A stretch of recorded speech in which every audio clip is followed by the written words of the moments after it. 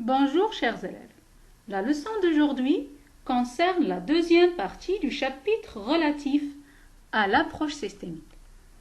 Au cours de cette leçon, nous allons identifier la deuxième caractéristique de l'entreprise en tant que système. Je mets à votre disposition la mise en situation suivante et je vous invite comme d'habitude à appuyer sur pause pour lire le document et répondre aux questions avant de suivre la correction. Le document traite le cas de Made People qui cherche à réaliser plusieurs ambitions économiques. Ainsi, et depuis sa création, Made People s'est fixé pour ambition de maximiser ses profits et à se développer aussi bien sur le marché national qu'international. Aujourd'hui, et compte tenu de ces difficultés, Made People cherche également à assurer sa survie face à ses concurrents. Les ambitions économiques de l'entreprise représentent ses finalités économiques qui motivent son existence sur le marché. Concernant l'engagement vis-à-vis de ses salariés, Made People cherche à assurer la santé et la sécurité au travail. Cet engagement fait partie de la responsabilité sociale de l'entreprise et constitue de ce fait sa finalité sociale.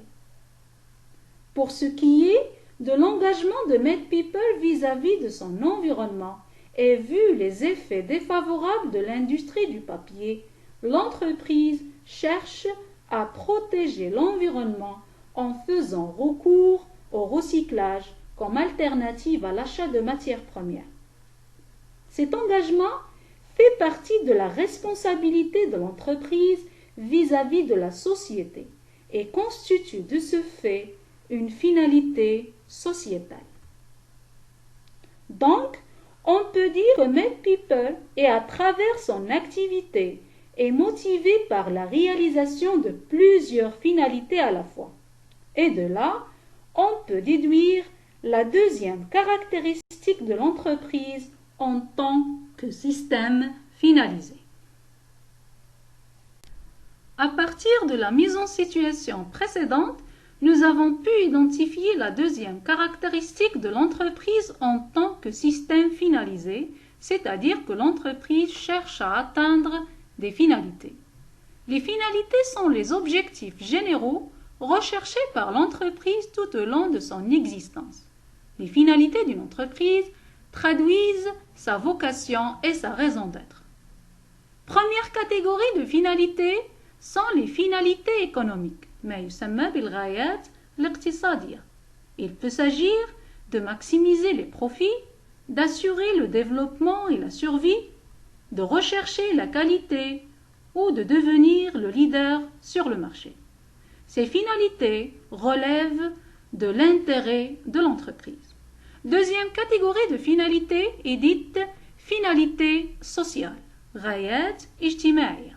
Il peut s'agir de chercher la santé et la sécurité au travail, de satisfaire les salariés, les former, les rémunérer et autres. Bref, ces finalités cherchent l'intérêt des salariés. La dernière catégorie de finalités est dite les finalités sociétales, غايات مجتمعية. Il peut s'agir de protéger l'environnement, d'être une entreprise citoyenne, de lutter contre le tabagisme et la corruption, de promouvoir l'art et la culture. Ce type de finalité cherche l'intérêt général de la société. Donc, pour récapituler, on peut dire que la finalité principale de toute entreprise est de réaliser le profit le plus élevé possible. Mais l'entreprise ne cherche pas uniquement le profit. En réalité, il peut avoir plusieurs finalités qui relèvent aussi bien de son propre intérêt que de l'intérêt général des salariés et de toute la société. Les finalités recherchées par l'entreprise ont un impact positif sur son activité. Ainsi, grâce à la réalisation des finalités économiques, l'entreprise pourra améliorer ses performances commerciales et financières. Concernant les finalités sociales, leur réalisation aura comme effet de motiver les salariés, d'éviter les accidents de travail et de créer un bon climat social, ce qui va permettre à l'entreprise d'améliorer sa production. Pour ce qui est des finalités sociétales, leur réalisation va contribuer à améliorer l'image de marque de l'entreprise et d'assurer sa notoriété. Cela va lui permettre de gagner la confiance et l'estime de ses clients.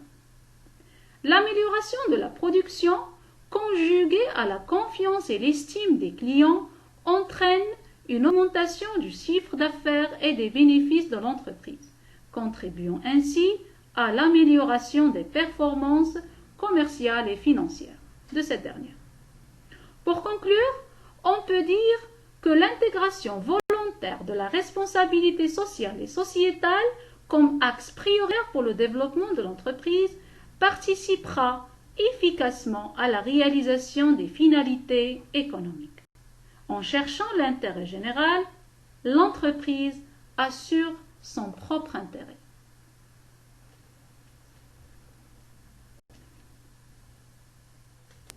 Nous arrivons à la fin de cette leçon. Merci pour votre attention et à bientôt.